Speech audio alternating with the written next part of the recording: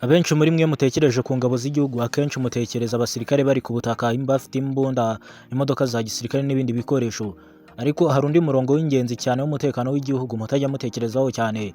Aho nta handi ni mu kirere. Hejuru y'imisozi n'imijyi by'u Rwanda hari igisirikare gifite inshingano zo kurinda ubusugire bw'ikirere ndetse no gutanga ubufasha mu bikorwa bitandukanye bya gisirikare, ndetse no kugira uruhare mu bikorwa by'ubutabazi hirya no hino mu gihugu. Izi nta zindi ni ingabo zirwanira mu kirere z'u Rwanda zizwi nka Rwanda Air Force.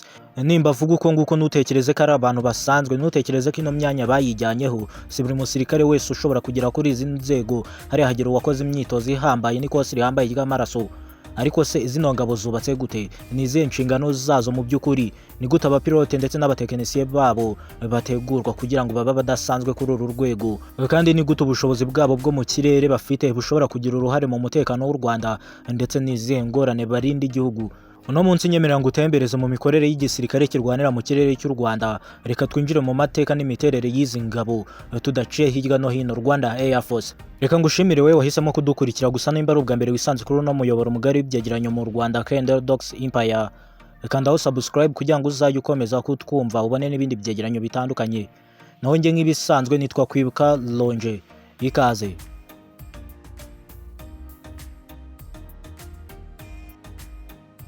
Ingabo zirwanira mu kirere ni kimwe mu byiciro bigize Rwanda Defense Force, iyo muzi nka RDF, igisirikare cy'u Rwanda. Amategeko agenga ingabo z'u Rwanda agaragaza ko RDF igizwe n'ingabo zirwanira ku butaka, ingabo zirwanira mu kirere ndetse n'ingabo z'inkeragutabara, izo muzi nka Reserve Force. Gusa muri aka kanya munyemerere tugaruke kuri izi ngabo zirwanira mu kirere, intarumikwa ku rugamba, bamugenda mu b'imbere, ba mudahusha. Mu mwaka wa 2025 iteka rya perezida ryasobanuye mu buryo burambuye imiterere n'inshingano za Air Force.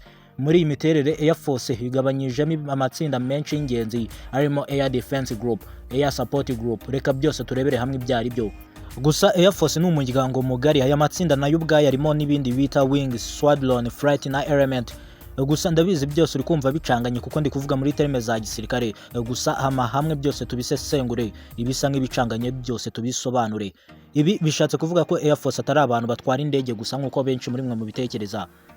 Ni uburyo bunini kandi n'umuryango munini w'abapilote, abatekinisiye, abashinzwe itumanaho, ubuyobozi, igenamigambi ndetse n'abandi bakozi batandukanye, cyane ko hari n'abagomba kubabwira uko ikirere gihagaze ndetse n'amerekezo yaho bagiye kujya.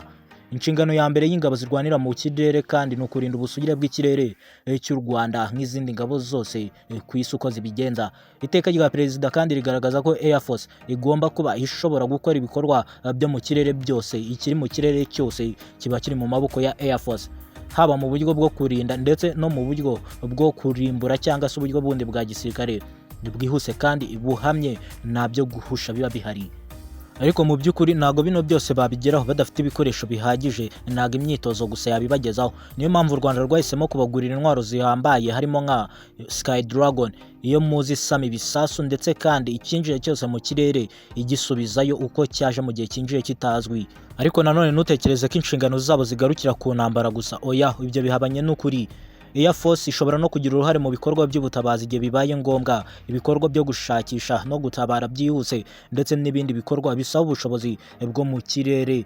Kandi ahanini naho tubona ikintu cy'ingenzi, indege ya gisirikare ntabwo buri gihe iba ijyanywe n'intambara gusa. Rimwe na rimwe ishobora no kuba igikoresho cyo gutabara ubuzima bwa benshi, cyane ko iba inyarutse cyane. Indege yose mubonye mu kirere mutekereza ko ifite umupilote benshi muri mwe, ariko umupilote ntabwo aba ari wenyine. Inyuma y'indege haba hari itsinda ry'abantu benshi bafite inshingano zitandukanye.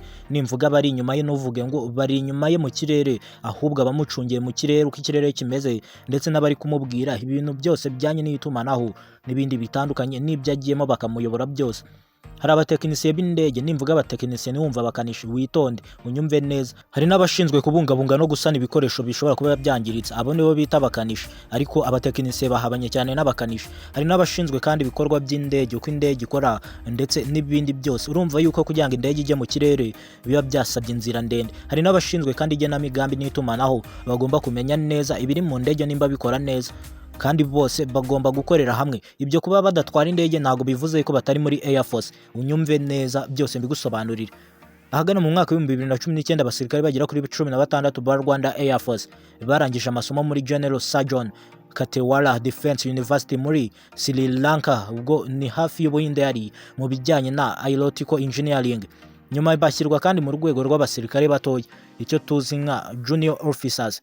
Ibi bitwereka ko Air Force idashingiye gusa ku kubungabunga cyangwa se gutwara indege no kuzitunganya gusa.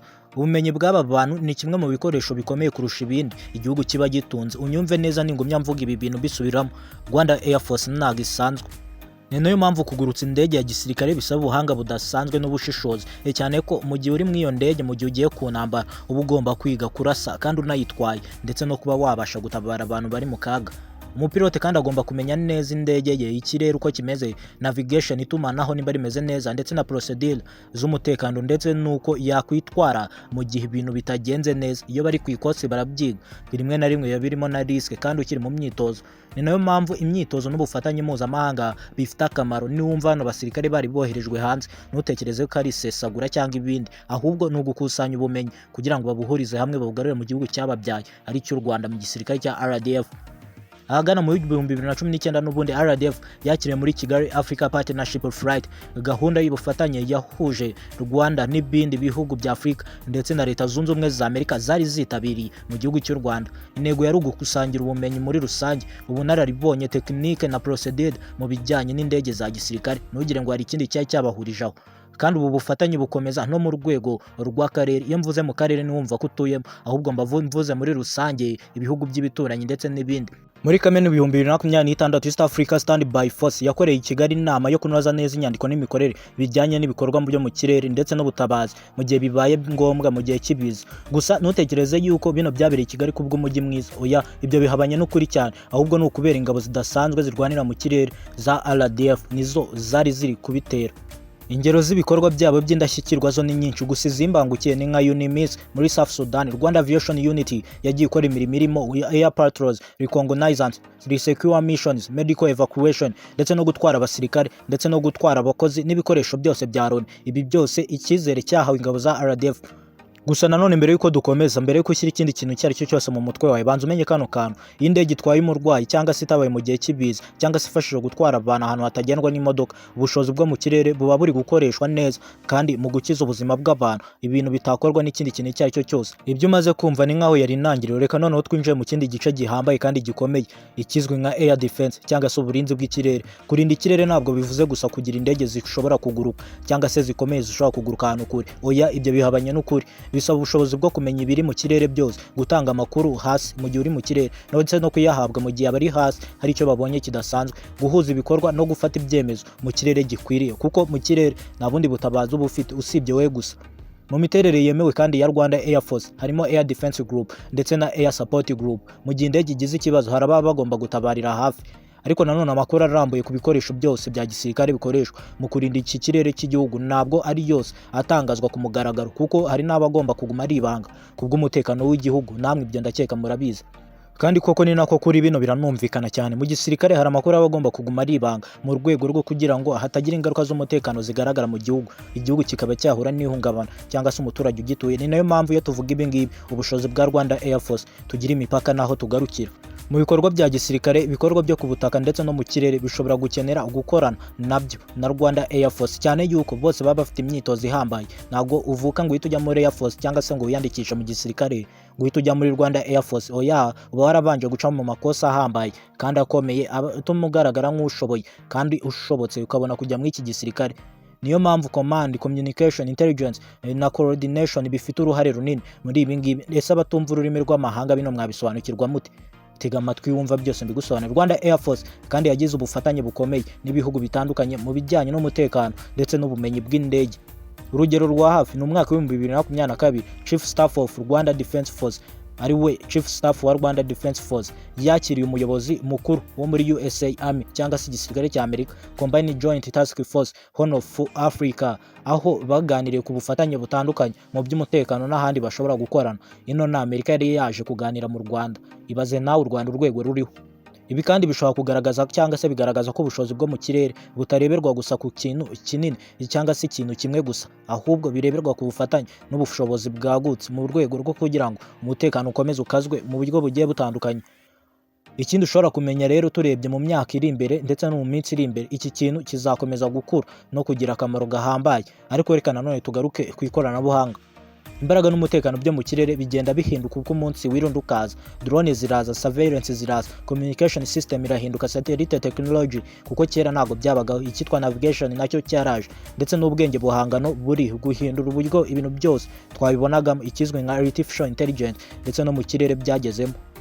Ariko nanone ikoranabuhanga ryonyine ntirihagije, ahubwo u Rwanda rukeneye abahanga, abatekinisiye, abapilote ndetse n'abayobozi bashobora gukoresha ubwo bushobozi bwose mu buryo bwizewe kandi buboneye kandi buzaramba mu by'ukuri. Ni nayo mpamvu kubaka ingabo za Air Force y'ejo hazaza ishobora kutazaba ishingiye gusa ku mubare w'indege, ahubwo izaba inashingiye ku bumenyi n'ubushobozi. Ishobora no kuzaba ishingiye ku bumenyi, ikoranabuhanga, training cyangwa se imyitozo, intelligence n'ubushobozi bwo gukorana n'izindi nzego zitandukanye. Urumva ko atari buri wese ugomba kuyigeramo.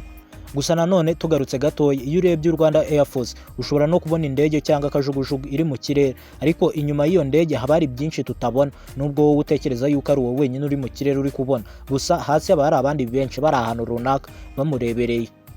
Hari umupiloti kandi watojwe imyaka myinshi, hari umutekinisiye kandi ushinzwe uko moteri n'ibikoresho bikora. Ibi byose baba babisize ku butaka, ntugatekereze kuri ya wenyine ari we wenyine uba uhari. Hari n'abandi bashinzwe ibikorwa n'itumanaho baba bari kuvugana nawe.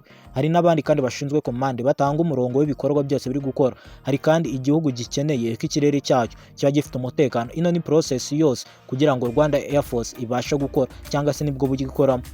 Gusa kuva ku kurinda ubusugire bw'ikirere, hari n'ibindi byose by'ingenzi baba bafite, kugeza ku butabazi, research cyangwa se search and rescue, gushakisha ndetse no gutabara, medical evacuation, gutanga ubuvuzi ndetse n'ubutabazi bwihuse ku bijyanye n'ubuvuzi n'ubutumwa bw'amahoro hirya no hino ku isi. Kuko u Rwanda rumaze kwandika amateka muri kano karere k'ibiyaga bigari kubwo kohereza ingabo nyinshi kurinda umutekano kandi bakabikora neza. Rwanda Air Force ifite uruhare rurenze kure ibyo umuntu ashobora kubona yirebeye kure cyangwa se arebye indege iri mu kirere, kandi uko ikoranabuhanga rigenda ritera imbere n'ubushobozi bwo mu kirere bugenda buhinduka. Ikibazo gisigaye ni kimwe gusa: mu myaka iri imbere Rwanda Air Force izaba imeze ite? Izaba yinjiramo umeze ute? Ese u Rwanda ruzakomeza guteza imbere ubushobozi bwo mu kirere ku rugero rungana gute? Ese drone n'ikoranabuhanga rishya bizagira uruhe ruhare mu gisirikare cy'u Rwanda RDF? Ibyo ni inkuru yindi tuzarebera hamwe mu bindi bizaza, ariko ikintu ukwiye kumenya nonaha, hejuru y'u Rwanda hari n'izindi mbaraga z'igihugu ziba ziri maso. Izo nta zindi, bazita Rwanda Air Force. Reka nkubwiye ngo ni nuno musozo w'icyegeranyo naguteguriye kuri uno munsi. Nonge twabanye nitwa Kwibuka Longe, ninjye mugaragu y'ibi byegeranyo byose mugezwaho. Naho nimba ari ubwa mbere wisanze kuri uno muyoboro mugari w'ibyegeranyo mu Rwanda Heterodox Empire, kandaho subscribe kugira ngo atazajya hagira na kimwe kigucika. Amahoro y'Imana akomeze kubana namwe mwese.